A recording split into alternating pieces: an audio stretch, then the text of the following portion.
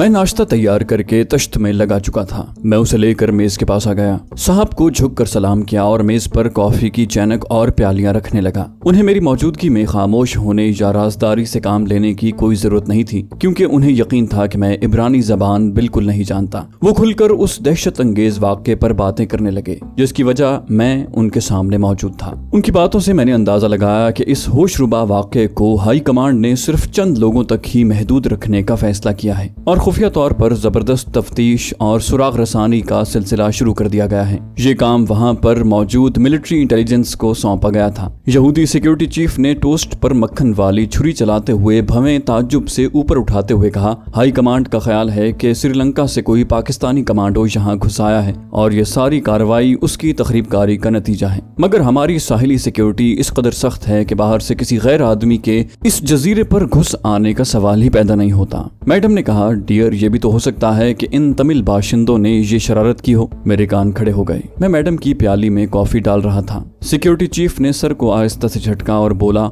इन्हें ऐसा करने की क्या जरूरत पड़ी है? ये लोग खुद अपनी जानें बचाकर यहाँ पनाह लिए हुए हैं। मैंने मैडम से पूछा, मैडम बालाई डालूं या दूध? आज दूध पर मुझे शक था साहब। बरसाम ने मेरी तरफ देखा और हिंदी में बोला, क्यों, आज दूध को क्या हुआ है? मुझे तो बिल्कुल ठीक लगा है। मैडम ने कंधे उचका कर कहा, ये यूं ही वहम करता रहता है। मैंने हाथ बांध कर कहा, साहब आप हमारे माई बाप हैं, हम आपके सहारे यहाँ पड़े हैं, इसलिए आपकी सेहत का ख्याल रखना हमारा फर्ज है। सिक्योरिटी चीफ के होंठों पर हल्का सा तबस्सुम नमूदार हुआ। मैंने फौरन कहा, साहब जी, हमारे वेदों में लिखा है कि जो अपने मालिक की सेवा करता है उसका अगला जन्म जोगी का होता है, और जो अपने मालिक की जान बचाते हुए अपनी जान कुर्बान कर देता है वो अगले जन्म में देवता का रूप पाता है। साहब जी देख लेना, मैं भी आप पर किसी रोज अपनी जान कुर्बान कर दूंगा। सिक्योरिटी चीफ ऑफिसर सिगरेट का कश लगाते हुए मुस्कुराया और कुर्सी पीछे खिसका कर उठा और बोला, पार्टिकर तुम बड़े अच्छे इंडियन हो, हम तुम्हें पसंद करता है। फिर एस्ट्रे में राख झाड़ते हुए बोला, देखो कल रात हमारे एक ऑफिसर के बंगले पर चोरी का केस हो गया है। मैंने चौंक कर कहा, चोरी साहब, ऐसा कौन कर सकता है? सिक्योरिटी चीफ बोला, यही तो हम मालूम करना चाहता है। तुम हमारे अपने आदमी हो, तुम अपनी बस्ती में लोगों की नकलो हरकत पर निगाह रखना। कोई आदमी मशकूक हरकतें करता नजर आए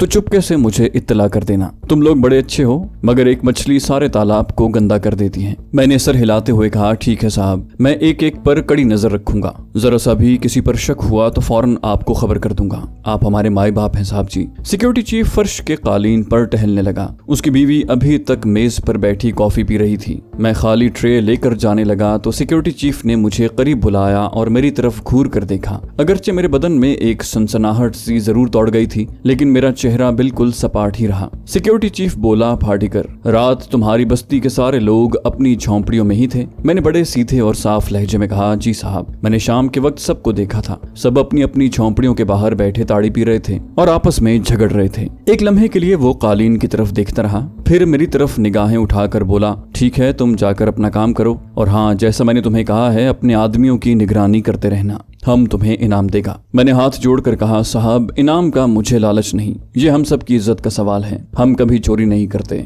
हम बड़े पक्के वैष्णु हैं। हम लड़ते झगड़ते और आपस में मारपीट जरूर करते हैं, मगर चोरी कभी नहीं करते। फिर भी अगर हम में कोई ऐसी काली भेड़ आ गई है तो मैं उसे पकड़कर आपके कदमों में ले आऊंगा। सिक्योरिटी चीफ ने मेरे कांधे को थपथपाते हुए कहा, शाबाश, और टोपी सर पर रखी और मैडम की तरफ मुतवज्जे होकर इब्रानी जबान में बोला, मेरे बारे में तुम फिक्रमंद न होना, मेरे हाथ साफ हैं। अगर जंगल में कोई पाकिस्तानी गोरिल्ला छुपा हुआ भी है तो वो हमारे हाथ से बचकर नहीं निकल सकेगा। मैडम ने फिर ब्रिगेडियर की दुश्मनी की बात की तो सिक्योरिटी चीफ ने झुंझला कर कहा, मेरा इसलिए दुश्मन हो गया है कि मैंने उसे पाकिस्तानी लड़की के सेल में जाने की इजाजत नहीं दी थी। वो जानता है कि अगर ये बात मैंने हाई कमांड तक पहुंचा दी तो उसका कोर्ट मार्शल हो जाएगा, इसलिए वो मुझसे दुश्मनी रखते हुए भी मेरे खिलाफ कोई एक्शन लेने की पोजीशन में नहीं है। तुम परेशान मत हो, मैं जा रहा हूँ, हो सकता है दोपहर को लंच पर ना आऊं। ये कहकर वो बाहर निकल गया। मैं किचन में जा चुका था। ये सारी बात मैंने किचन में बर्तन सिंक में रखते हुए सुनी थी। उसकी जीप स्टार्ट होने के बाद कॉम्प्लेक्स की तरफ चली गई। अगर मैं चीफ सिक्योरिटी के बंगले पर काम न कर रहा होता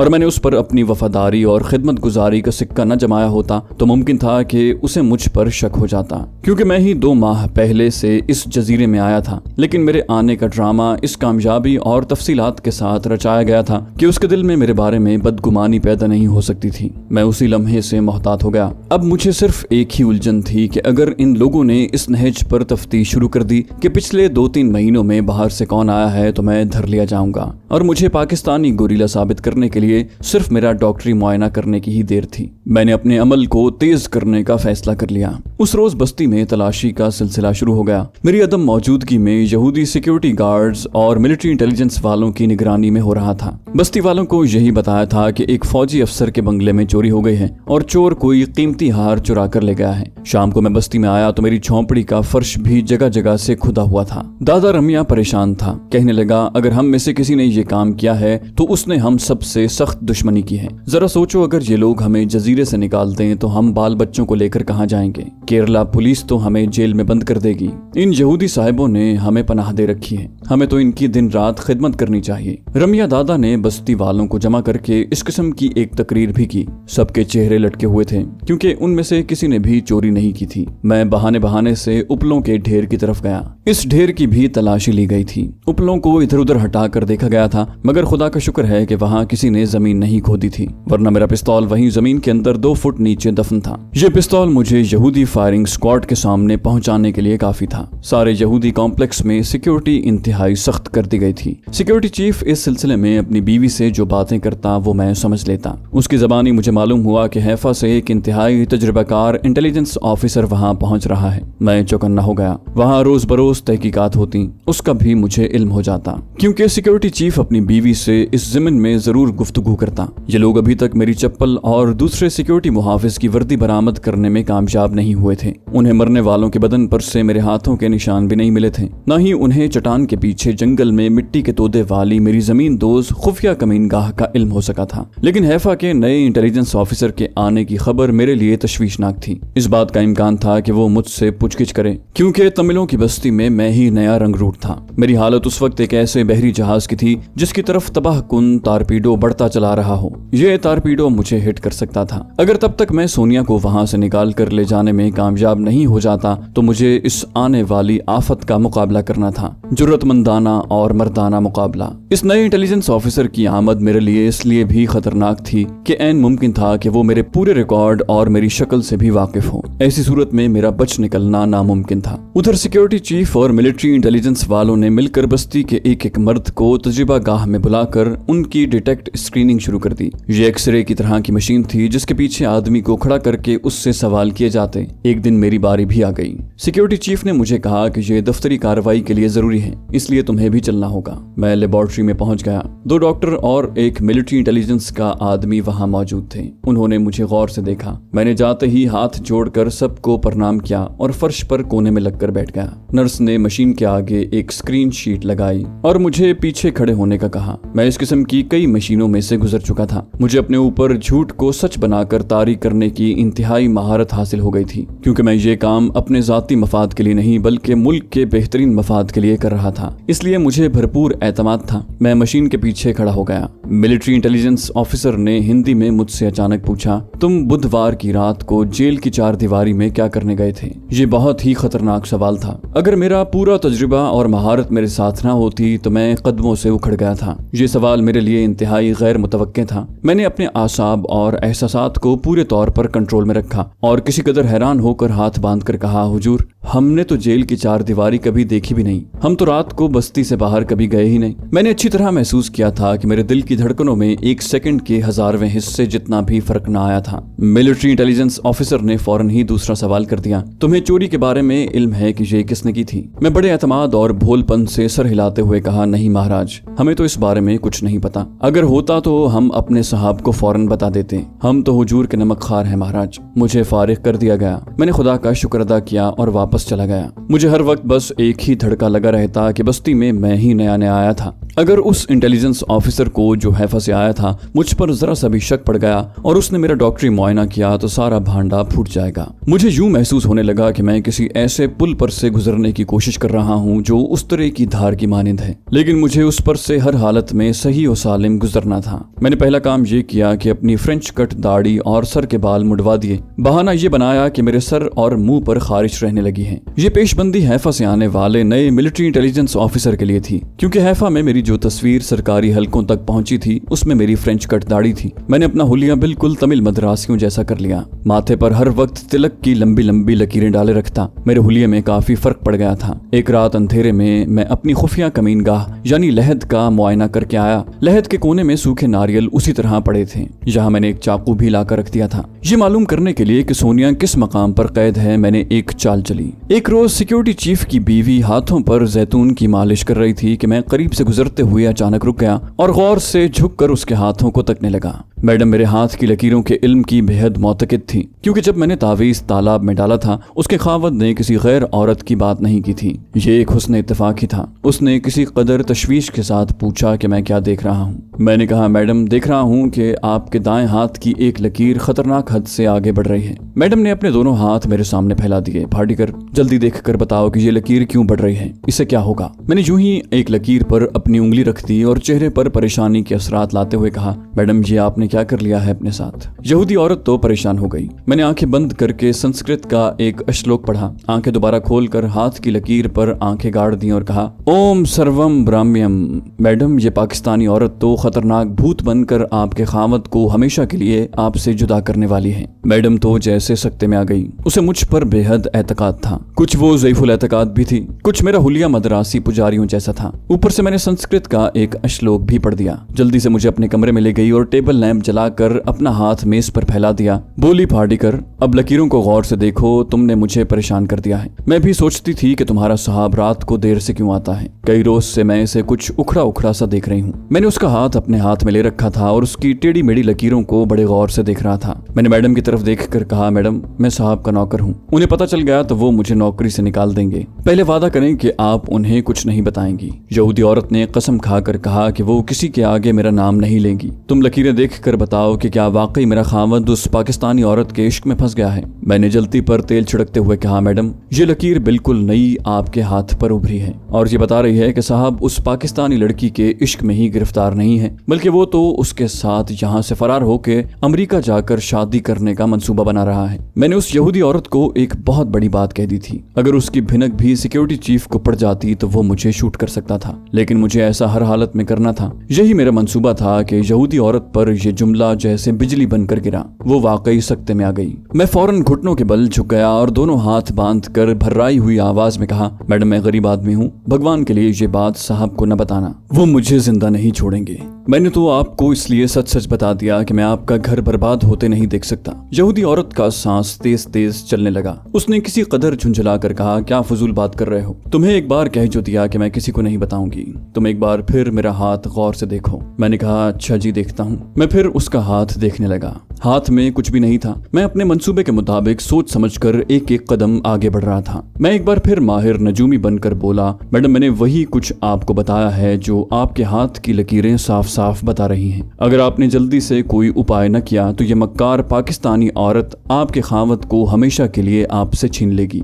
मैडम की आंखें खुली थी, चेहरे पर फिक्र परेशानी थी। फाड़ीकर उपाय तुम ही मुझे बताओगे। तुम जो कहोगे मैं वही करूंगी। बताओ मुझे क्या करना चाहिए। क्या तुम दूसरा तावीज नहीं बना सकते जिससे ये औरत हमेशा के लिए मेरे रास्ते से हट जाए। मैंने थोड़ी देर तौक़ुफ़ किया, फिर कहा, मैडम तकदीर आपके खिलाफ जा रही है। लकीरों का नक्शा गहरा है, बदकिस्मती का तीर निकल गया है, इसे रोकना बहुत मुश्किल है। अब इसका एक ही इलाज है। यहूदी औरत ने बेताबी से कहा, वो क्या है, जल्दी बताओ। मैं अपने मंसूबे के मुताबिक मजीद एक कदम आगे बढ़ा। मैडम आपकी अज़दवाजी जिंदगी और आपका घर सिर्फ एक सूरत में ही तबाही से बच सकता है कि इस औरत को रास्ते से हटा दिया जाए। मैडम के मुंह से जैसे अपने आप निकल गया, वो कैसे। मैंने कहा, वो इस तरह कि इस मक्कार औरत को हमेशा के लिए खत्म कर दिया जाए। मैडम ने कहा, मगर ये काम मैं कैसे कर सकती हूँ। मैंने एक बार फिर हाथ जोड़कर कहा, मैडम मैंने आपके घर का नमक खाया है, मैं इस घर की तबाही नहीं देख सकता। आपके लिए इस घर को तबाही से बचाने के लिए मैं ये काम करने को तैयार हूँ। यहूदी औरत ने मेरी इस पेशकश पर इत्मीनान का सांस लिया और बोली, अगर फाड़ीकर तुम उसे कैसे खत्म करोगे। करोगे? तुम्हें तो मालूम ही नहीं कि वो कहाँ पर कैद है। ये तो मुझे भी मालूम नहीं। मैंने कहा, आप किसी तरीके से साहब से ये मालूम करें कि पाकिस्तानी औरत किस मकाम पर कैद है, बस उसके बाद सारा काम मुझ पर छोड़ दें,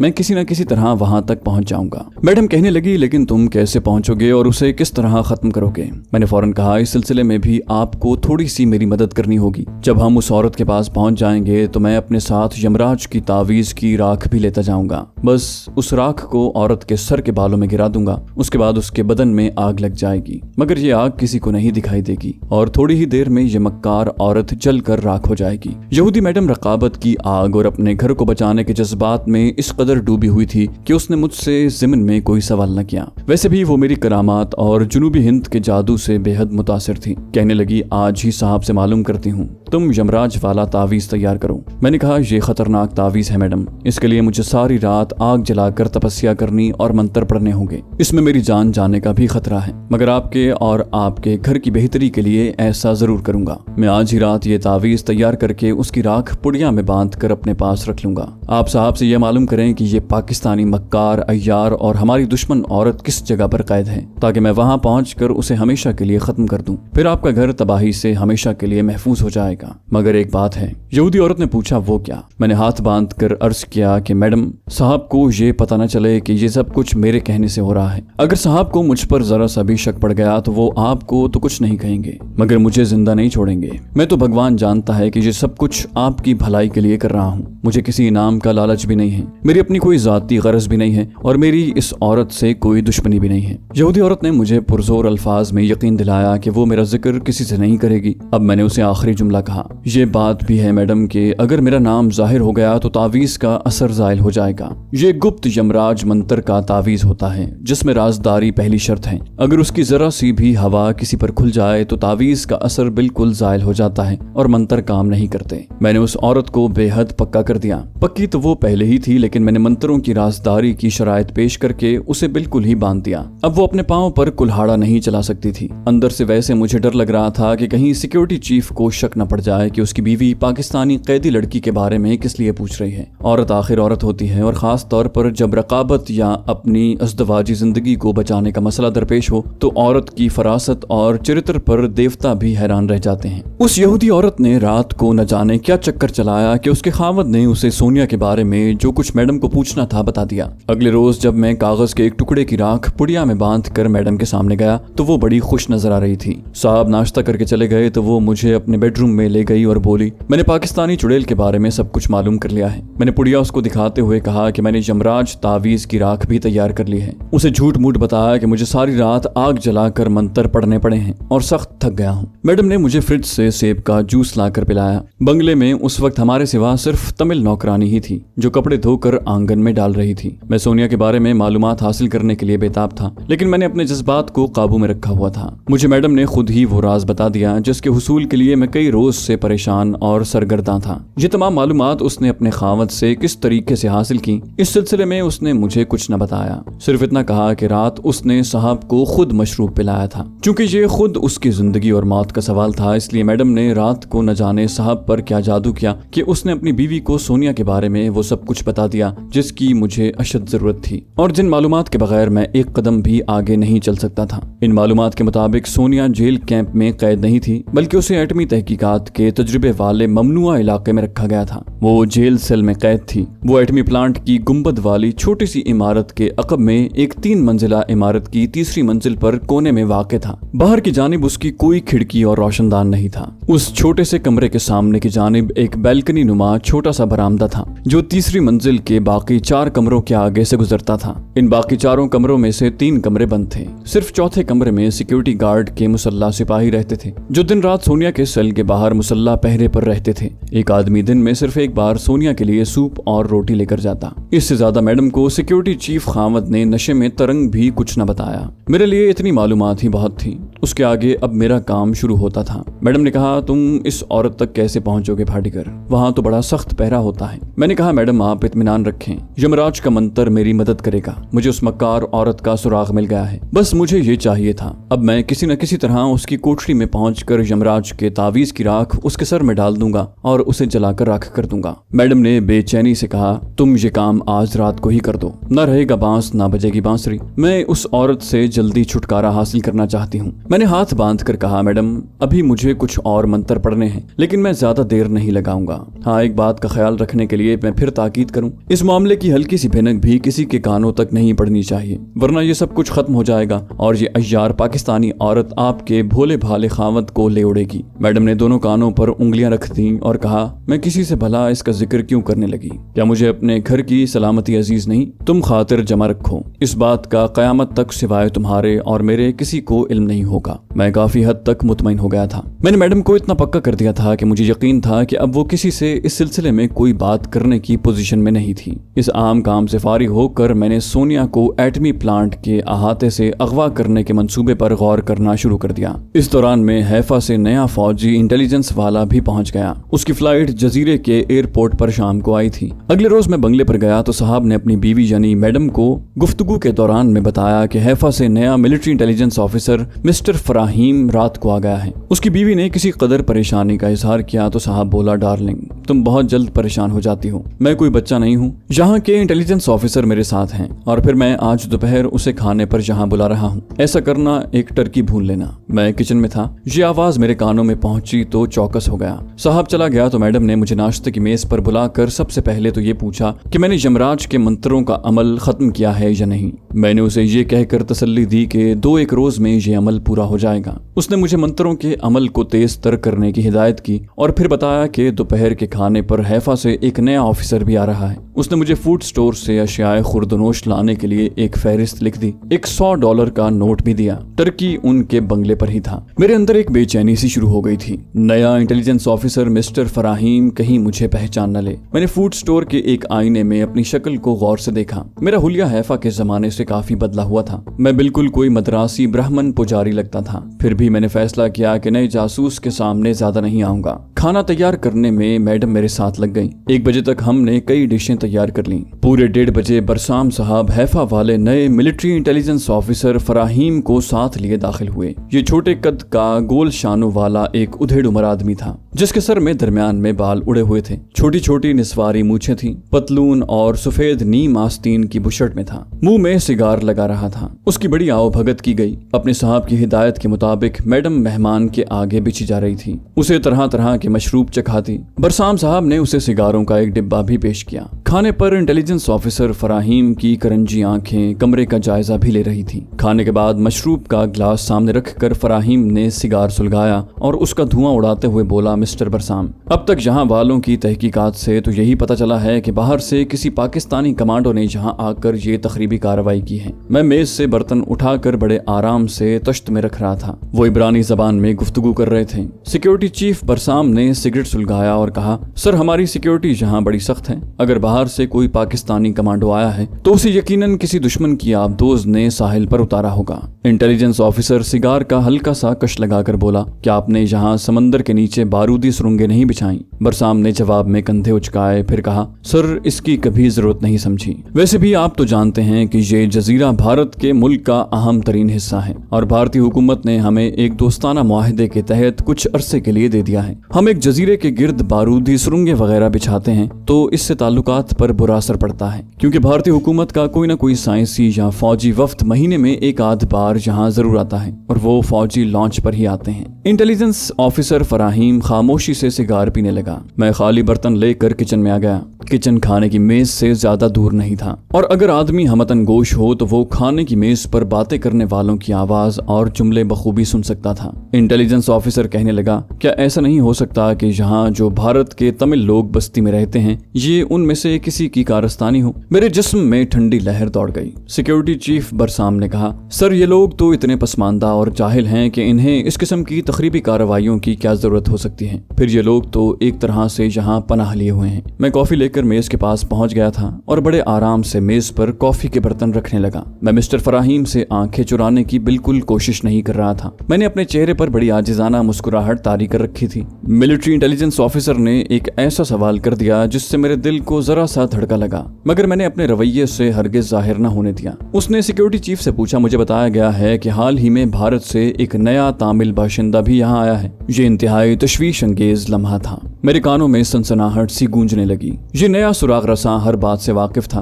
अगरचे उसने मुझे पहचाना नहीं था। हो सकता है कि उसने मेरी तस्वीर न देखी हो, लेकिन अगर वो मुझसे पूछगिछ करता तो मेरे किसी न किसी जाल में फंस जाने का इम्कान था और मैं इंतजार करने लगा कि सिक्योरिटी चीफ अभी मेरा नाम लेगा। तो दोस्तों, ये थी हमारी आज की एपिसोड। उम्मीद करते हैं आपको हमारी कहानी पसंद आई होगी। जाने से पहले इस वीडियो को लाइक कीजिए और शेयर करना मत भूलिए। कमेंट करके हमें बताइए कि आपको हमारी वीडियो कैसी लगी, और अगर अभी तक आपने इस चैनल को सब्सक्राइब नहीं किया तो इसे सब्सक्राइब कीजिए और बेल आइकन दबाकर ऑल नोटिफिकेशंस ऑन कर लीजिए।